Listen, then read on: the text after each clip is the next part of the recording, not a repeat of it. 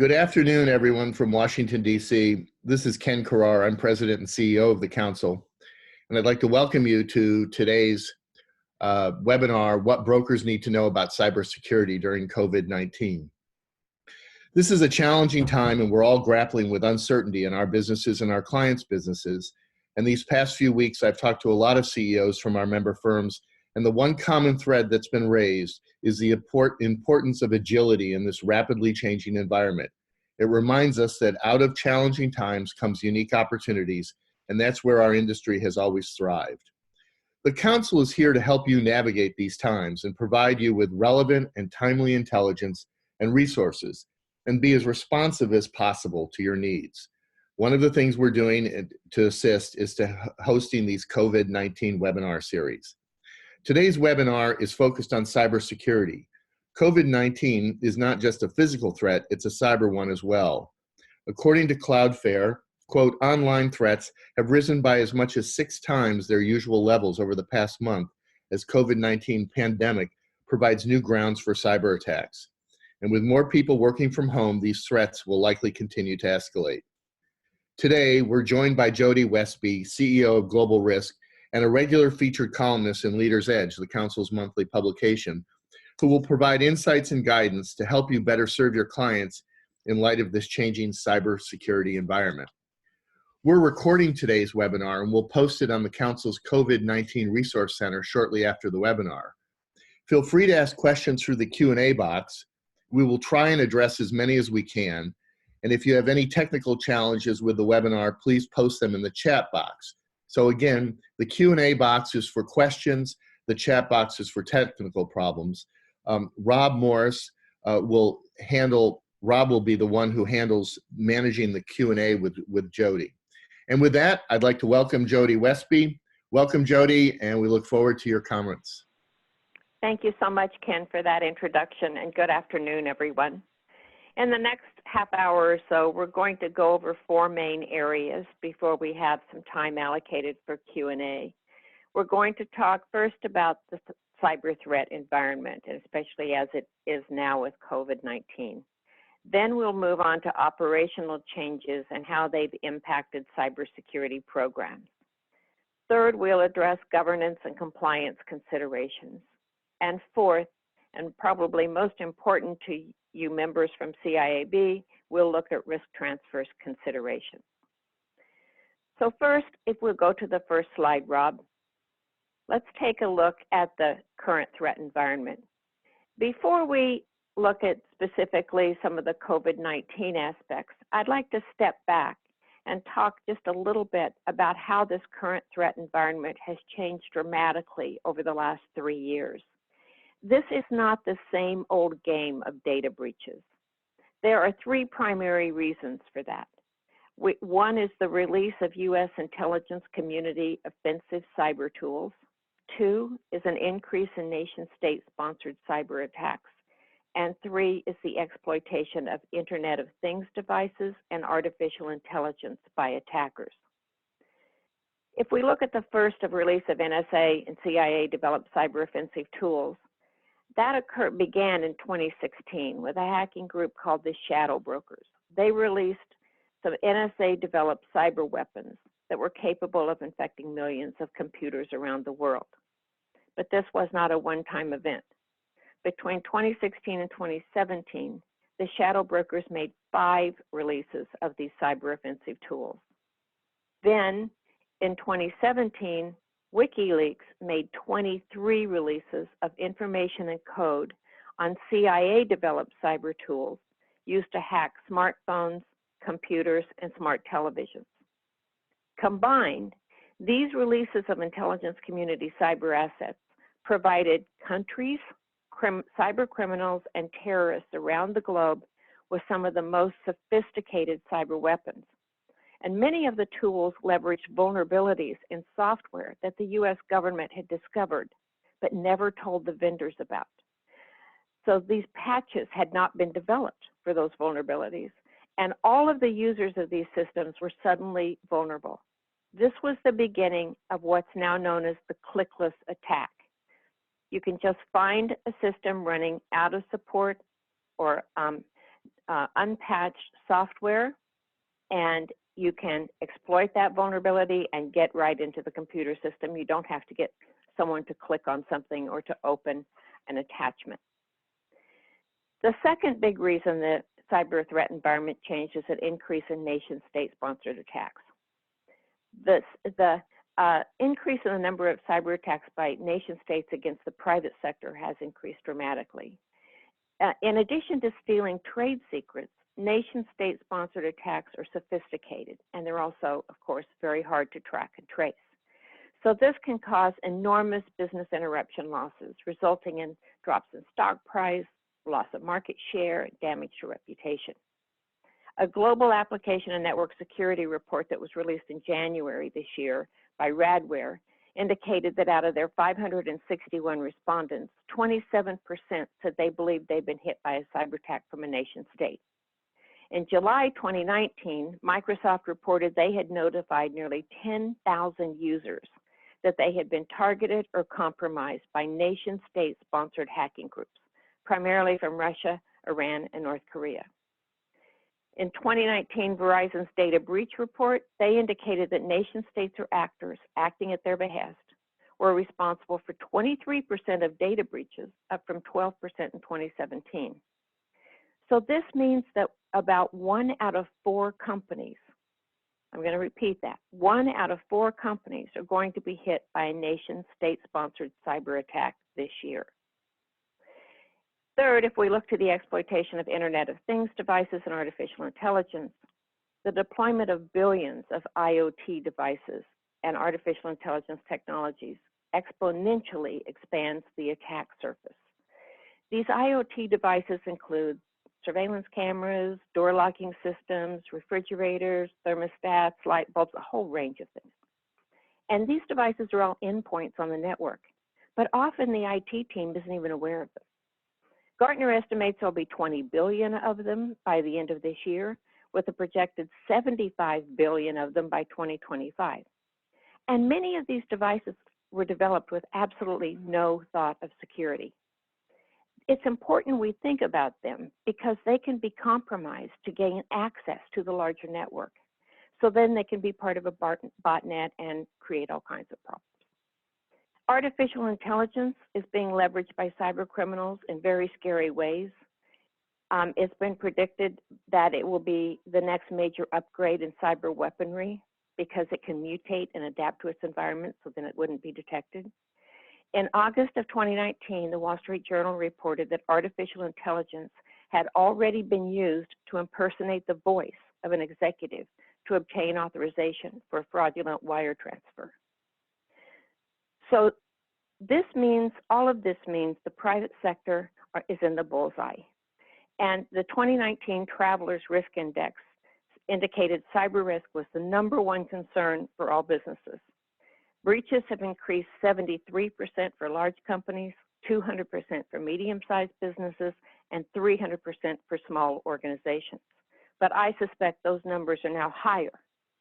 Now let's take a look at this slide about how COVID-19 has changed the threat environment. This virus has been a boon to cyber criminals. They've been very creative. Just some examples, there's been phony coronavirus news websites created, some with, for example, a working map of the Johns Hopkins coronavirus map, that black and red map that everyone's looking at. Except if you go to one of these phony sites and you click on that map, it has a preloader of malware that comes into your computer. There are lots of phishing email campaigns posing as World Health Organization, CDC, and government agencies, and not just US government agencies, Italian government agencies, Japanese, they're getting everyone. And then there are malware spam campaigns, and the malware can remain active on the device. It can exfiltrate data, it can collect credentials to get into all your parts of your network, it will collect all the VPN information they need, it'll get information about your email settings and your file transfer protocols, so, and more. But malware can do a lot of different things. And of course, ransomware is also out there. These are more sophisticated attacks. Ransomware is not just coming in now and encrypting and demanding money.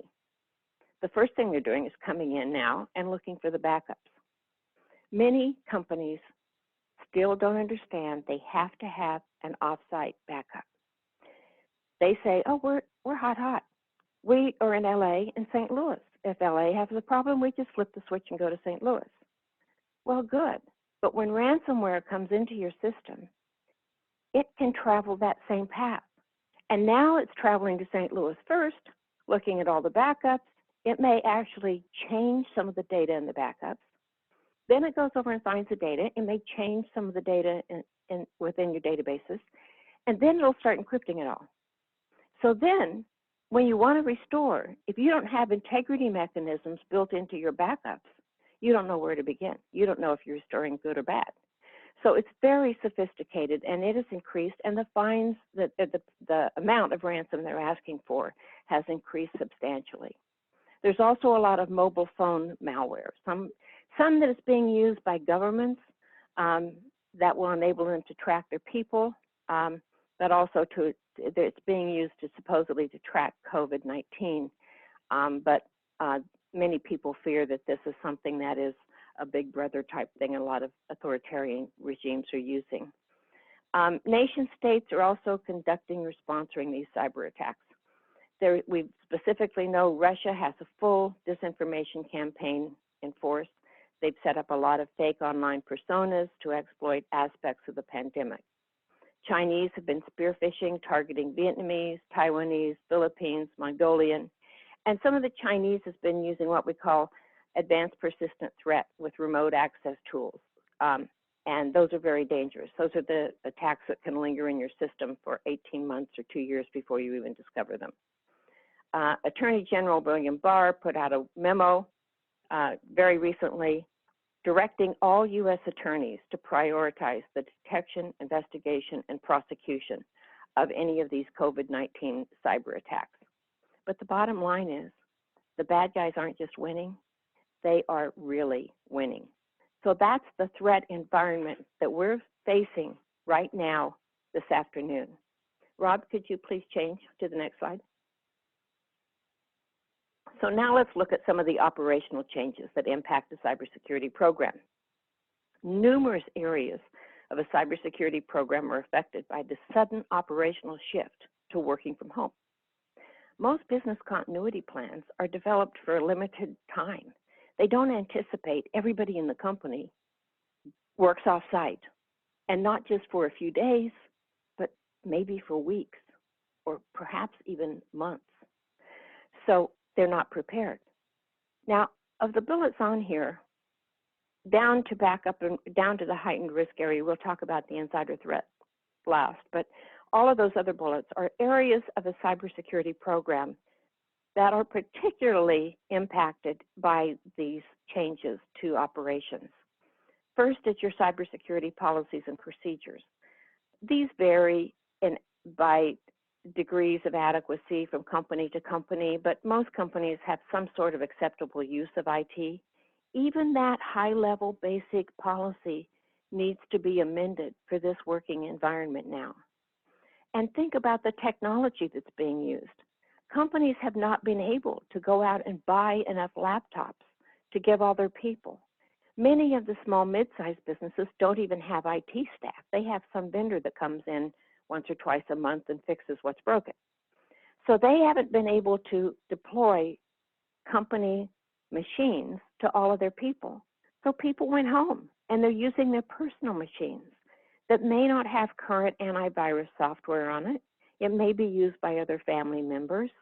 And so it's a very different environment technology-wise because suddenly the system architecture is vastly changed. And access controls are different.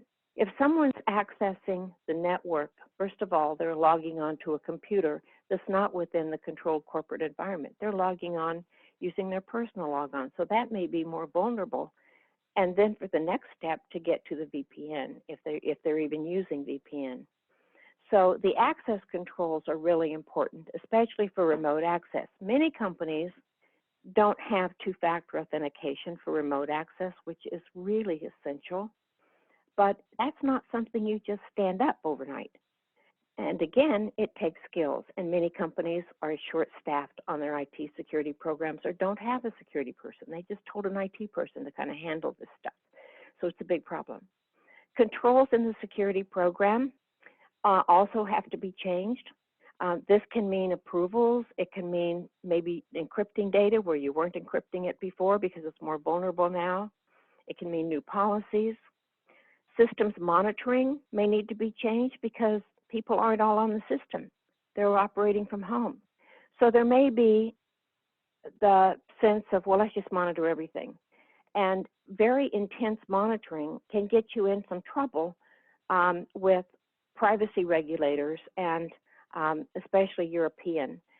But systems monitoring, you have to look at what you're doing. Maybe you weren't doing anything, but now you need to start doing something. Maybe now is when you need to start looking at a data loss prevention or DLP tool so that you can try to detect if data is going out of the system. The bottom line is, while the cat's away, the mice will play. And the staff is home.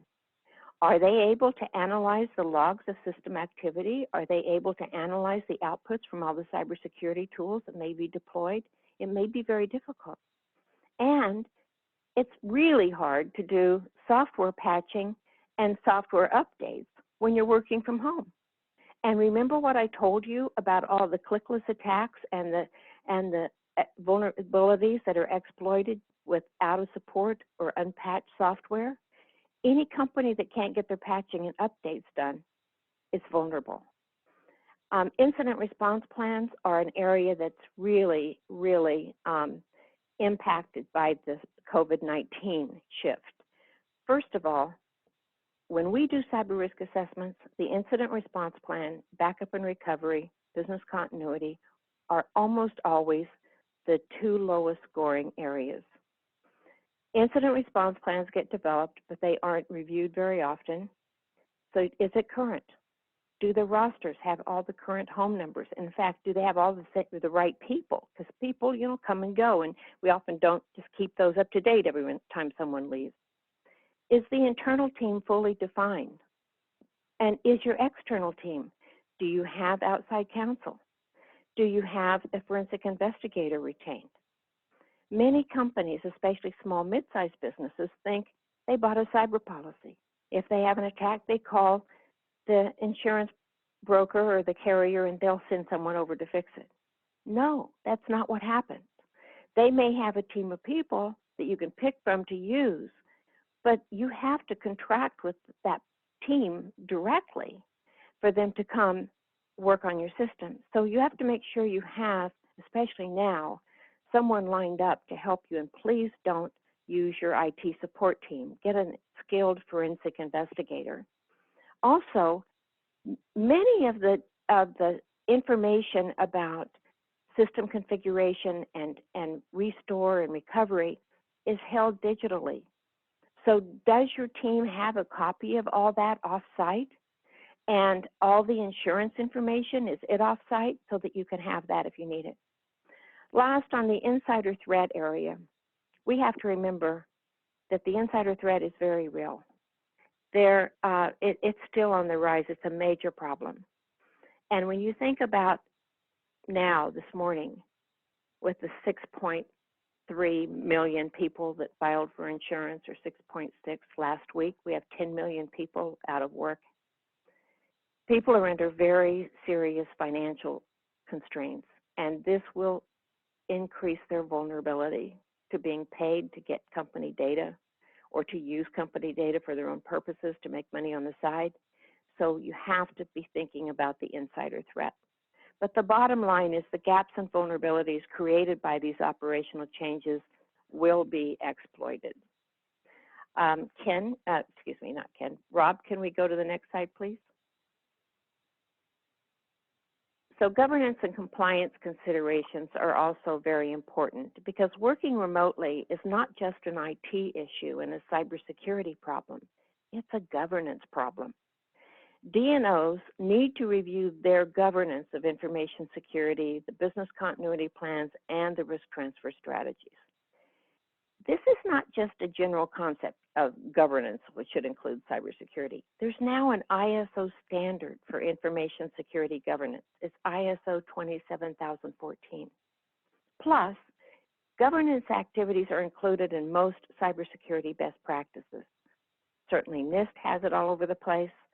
ISACA, the Information Systems Audit and Control Association, they have COBIT and IT Governance Institute. They have a lot of governance within their best practices. The FFIEC, the Federal Financial Institute Examination Council, they also incorporate a lot of governance. The SEC, as you know, has a whole series of guidance on governance for directors and officers. Then there's the numerous laws and regulations that require specific governance actions. Just off the top of my head, a few are HIPAA, CCPA, GDPR, the New York Department of Financial Services regulations, the National Association of Insurance Commissioners Model Law on Information Security has now been adopted in, I think, 9 states, and that has specific governance actions. So these are compliance requirements for governance. So DNOs need to exercise their oversight to ensure the cybersecurity program is amended and that they're managing cyber risks. And they have to ensure their compliance obligations are met in this new working environment, especially because this could be longer term. They just can't leave those compliance requirements up in the air, hoping they're doing the best they can with them if everyone's working remotely for 2 or 3 months.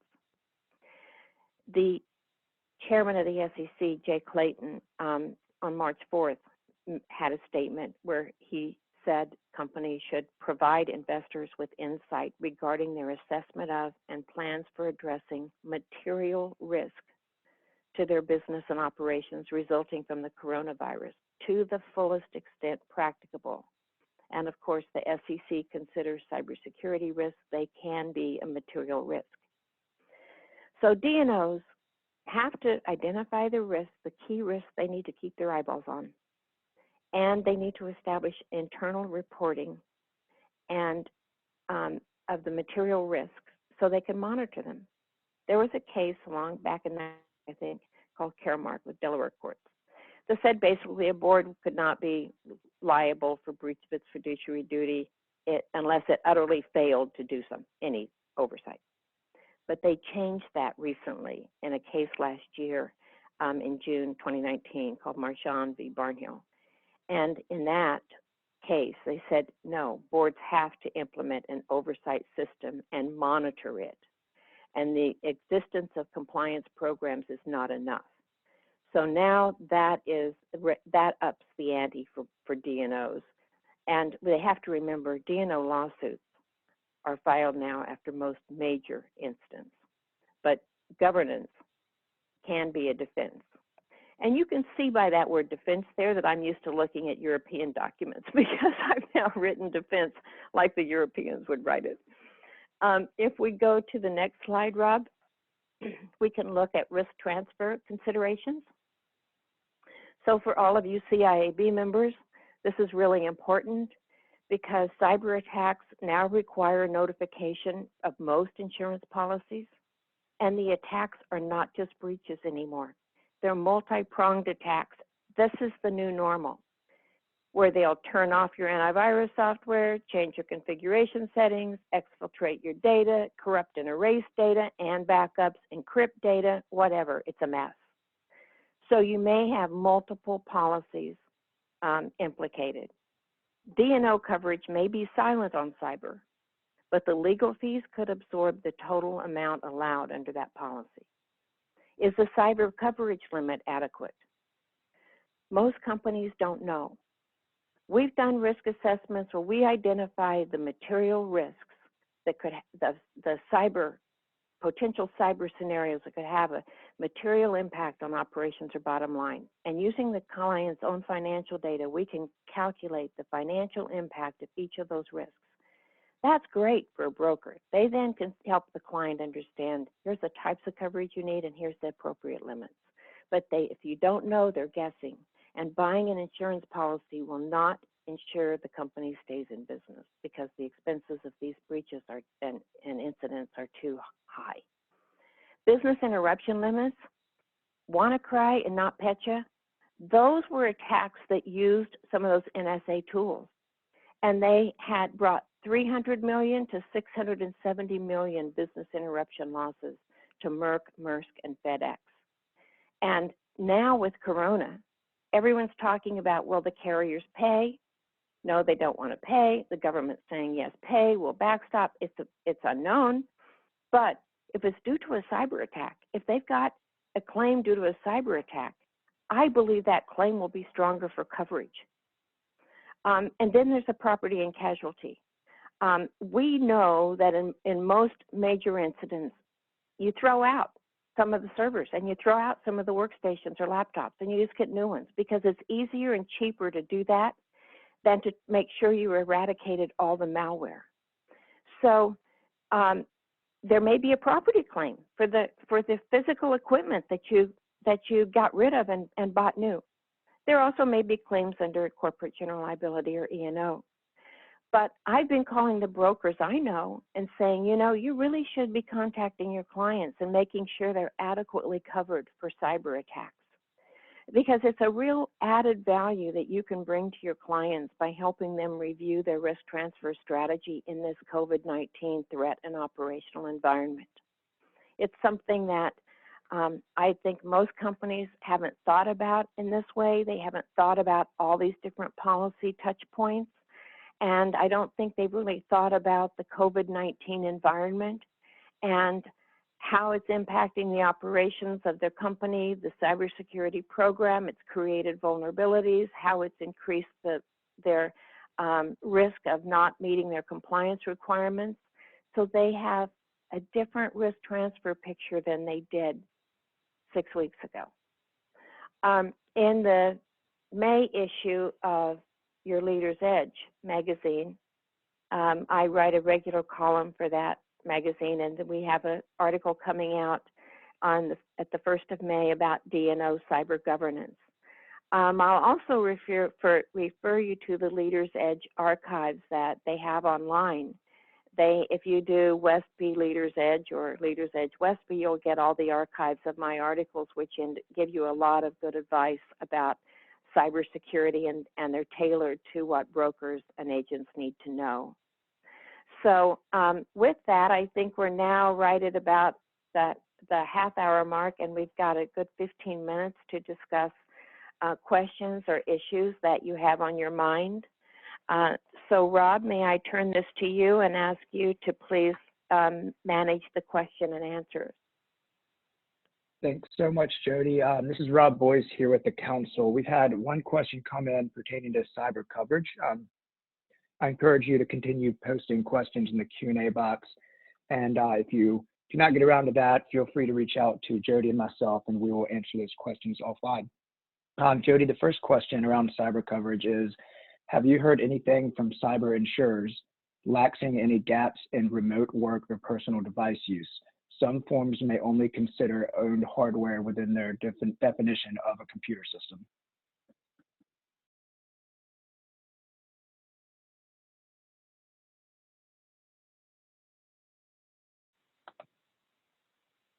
Jody, you may be on mute. I am. I'm sorry. I promised you I would do this right, and I messed it up the first time. Yes, when you file an application for coverage, that underwriting is done based on that application, and that's what your policy covers. So now if you have a very different environment, that's opening up the window for the carrier to say, this isn't what we insured, or this attack occurred because it was a different environment than what we insured. And, you know, at this point in time, the carriers have been hit by so many natural disasters and problems over the past couple of years that they're not being real generous in how they're looking at claims. And so I think definitely looking at the policy and the application and the environment that you think was underwritten is something that you need to do. So just to follow up on that, do you think, you know, post COVID-19, there will be different underwriting practices and different levels based on, you know, everyone kind of getting used to this working remote. Do you think this could change the policy language going? I'm not sure about that because the carriers have, for the most part, taken the attitude that they want market share. And so they started being out with being very lax about what they were doing with underwriting. They just wanted to get the market share. And then as claims came in, they've increased, the applications have gotten more specific and more specific. But whenever one company would try to be, set more requirements and do better underwriting, then another would say, well, we aren't going to do that. And so then that would immediately open up competition within the marketplace. So I'm not sure that this is going to really have a universal effect across the carriers to do something, but they may well put language in the policy. It may change the language with policies going forward specifying that the coverage would be limited. So they may close the door to any questions. I'm not sure about what they will do with all these claims. Obviously, all of us are guessing, but I would think that how they've reacted in the past is if there has been a court decision that opened up a wide range of claims for carriers, or they have decided they wanted to close an area of claims, then they have changed policy language across the board. And so they may be looking at doing that. Thanks, Jody. Next question. Do you have other questions, Rob? Do you have other questions? Yes, we have several more. Good. Yeah, several Go more ahead. just came through. Next one is, are there any antivirus, malware, or software services that you would recommend that we can refer to our clients? Well, there are a number of very good antivirus products out there. I don't really refer to companies, but I will say stay away from Kaspersky, stay away from Checkpoint. The U.S. government recommends not using those technologies because they suspect there's backdoors in them. I would say stay with large brand names. So Trend Micro, Symantec, VMware, they all have very good products and services, McAfee. So if you stay with the large brand names, it's very important. I think that if you're looking at services too, look at the larger carriers. And I say that because they are the ones that will be devoting the most resources to security right now. And it's nice to at least feel like if you have a service provider that's helping with security, that they are the ones, and I mean a managed security service provider, someone that's monitoring your network. If you have someone monitoring your network or service provider like that, you want to reach out and make sure, question them, what controls do they have in place? How are they handling this? Because they are an essential business.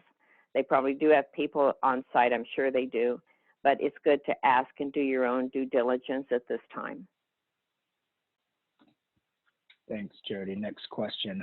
Can you elaborate on the statement that 1 out of 4 companies will be hit with the cyber attack this year? Do you know where the data was sourced from so we can answer if asked from a client?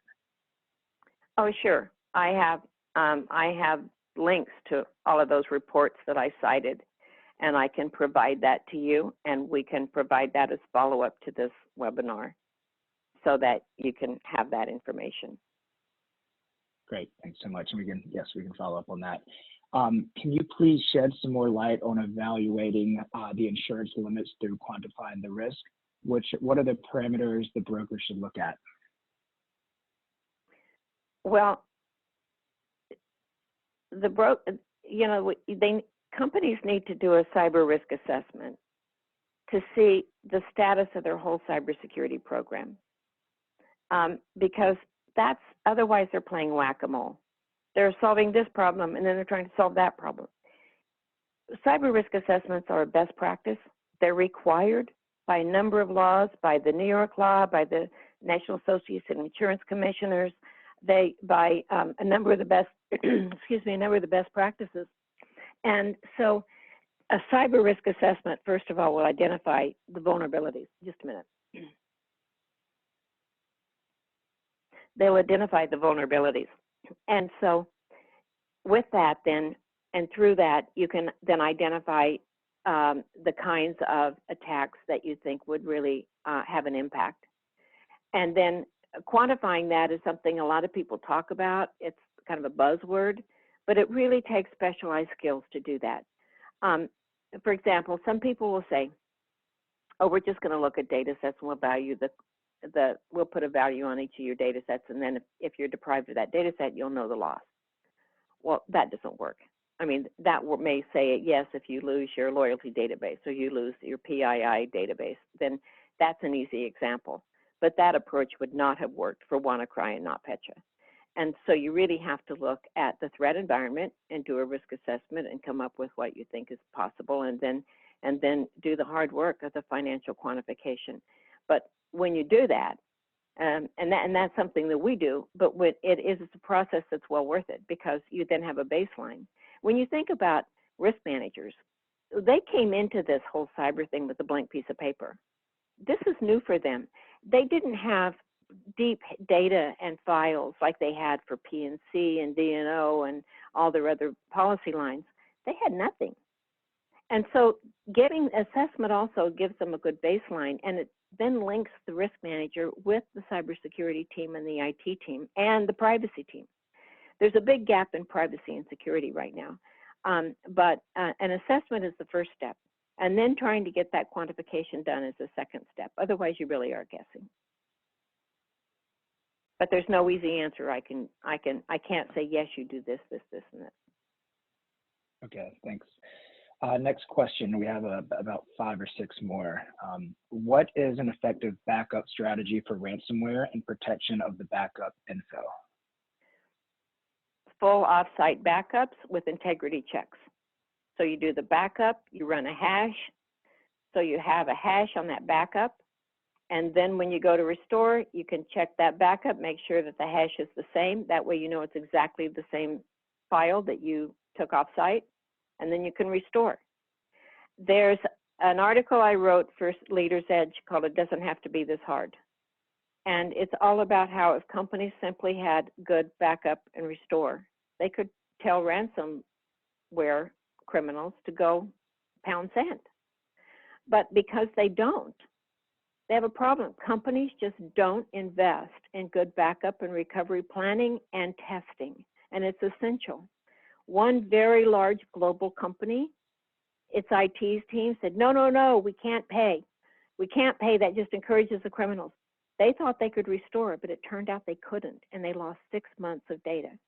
Another small mid-sized business followed the FBI's guidance not to pay ransomware, a $2,500 payment. They lost all their crown jewel data, and they're still suffering. That was 2 years ago. So it's a problem that you have to take head on, and the best thing to do is to make sure you have offsite backups and that you have an integrity check in them. Great. Next question. Regarding the cybersecurity policy framework for small and mid-sized agencies, what are your thoughts on engaging a CISO on a retainer basis? Are there any specific services that you can recommend for this type of third-party assistance to fine-tune internal policies? Yeah, I mean, this is something that all small and mid-sized businesses are having to do. One, because the people aren't out there in the marketplace. 2, they can't hire them. If they do, some other company comes along and offers them twice as much. And so they're having to use vendors. But, you know, we do this, a lot of companies do this. We provide virtual CISO services and help people with their cybersecurity programs. We've helped a larger company that actually is a big global company help stand up their cybersecurity program, get it full compliance. There's a number of companies that provide very good advisory services. And the good news on that is you get senior level people, they come in, they do the work, and then give you a measurement of where you are, and they leave. And then you can mature and develop from that. I mean, you want someone to give you a prioritized remediation plan so that you know how to make decisions internally that are smart and put money in the right and important areas. But that's absolutely a viable way to go. And the cloud is a viable way to go. Get your data out of your own servers. Stop having to patch and stop having to update and stop having to do all this yourself. Give it to Amazon, give it to Microsoft Azure, give it to Google, give it to a major cloud provider, because they're pouring millions into their cybersecurity programs, and they can do this so much better than you.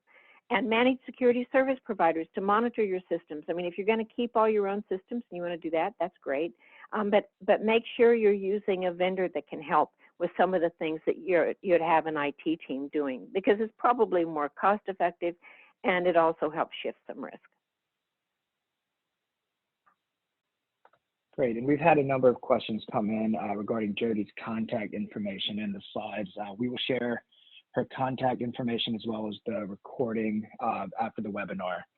So be on the lookout for that, and it will also be posted in the Resource Center.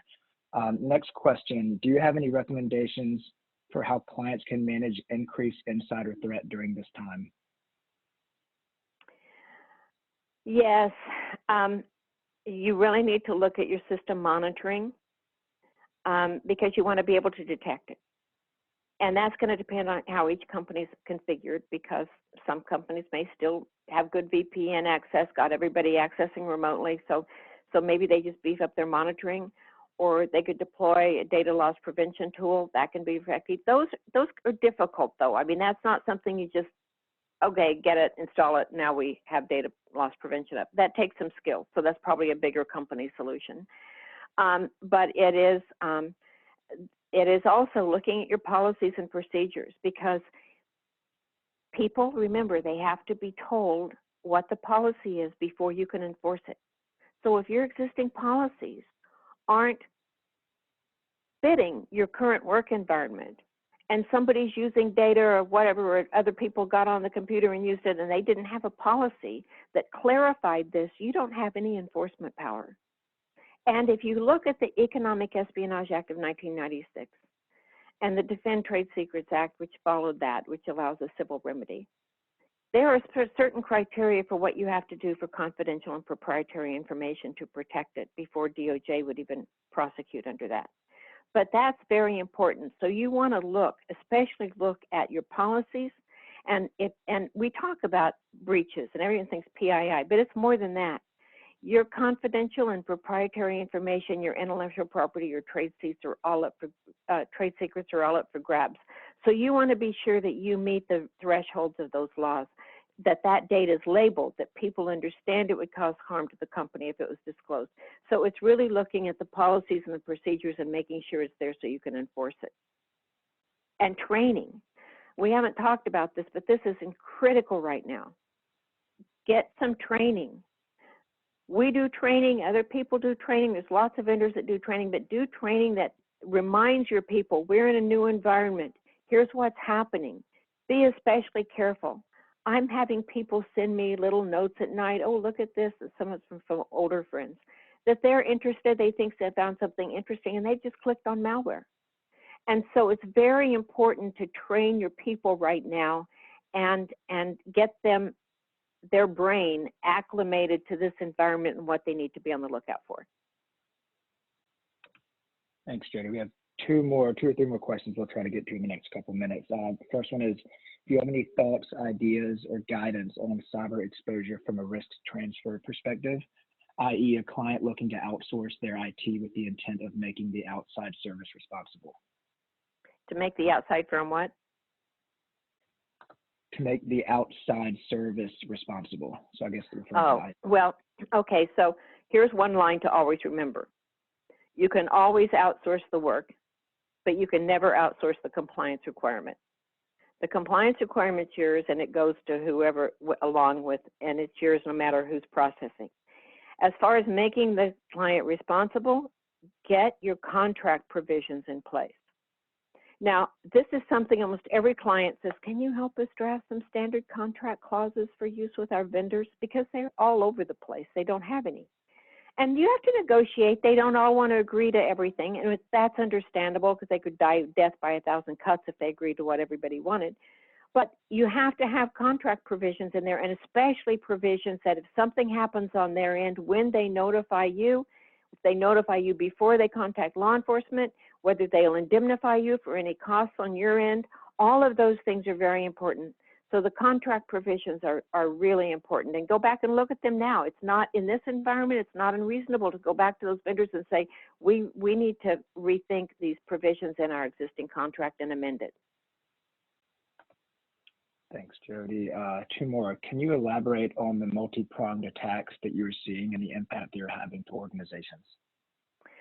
Well, let's take Sony as an example. That was one of the first big poster children. So North Korea attacked Sony, and they stole 5 movies, intellectual property. They stole employee payroll information and disclosed that. They stole confidential emails, and that really embarrassed the senior management of Sony, and in fact cost one of the co-chairmen their job. They also zeroed out 2/3 of their servers. And so they had a massive attack that the CEO of Sony said brought them to their knees. And when you're hit by a nation state attack, I don't care if you're AT&T, you need government assistance to counter that. But that was the first multi-pronged attack that involved a lot of things. But many of the multi-pronged attacks do all those things that I was talking about, where they will exfiltrate data, they will collect all the credentials. We've had attacks where they'll go in and modify email exchange settings.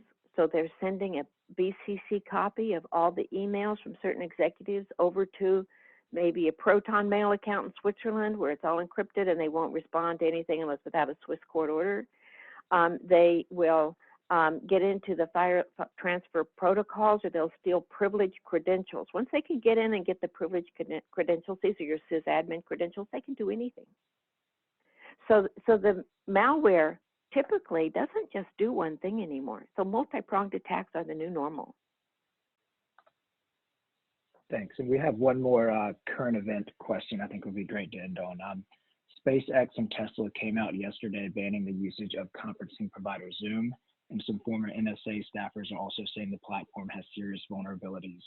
What are your concerns for businesses using video conferencing during this time period, and are there any best practices around these types of platforms? Well, Zoom is a great platform. The guy that developed WebEx for Cisco left Cisco and developed Zoom. So I'm fully confident that if there are any problems with Zoom, those are going to be fixed very quickly. So I think that people should not be running away from Zoom. We've all seen that the platforms are overloaded, the networks are overloaded. No one anticipated this sudden use of technology. What it does indicate is our working environment will never be the same. Companies are going to realize they didn't need all this bricks and mortar, that people really can work from home. And there are going to be lots of shifts and changes in how they use technology, including their video conferencing capabilities. But I would not be afraid of Zoom. I think that's going to get fixed, and it'll be okay. So I just think there's there's kinks now that all of us are going to have to work through. And as I said, they're exploiting every vulnerability they can. If Zoom was the unfortunate end of one of those, I'm sure they'll fix it quickly. Thank you so much. Well, thank you again, Jody, and thank you all for joining us today. Just a reminder, we will post out this recording in our COVID-19 Resource Center at ciab.com/COVID-19. Also, you can find Jody's cyber content in our Leaders Edge magazine and website. She mentioned she has a DNO cyber risk article coming out in the May magazine. So please keep a lookout for that. And again, we will be sharing Jody's contact information along with the webinar. So thanks again, everyone, and hope you and your family stay well. Have a great afternoon.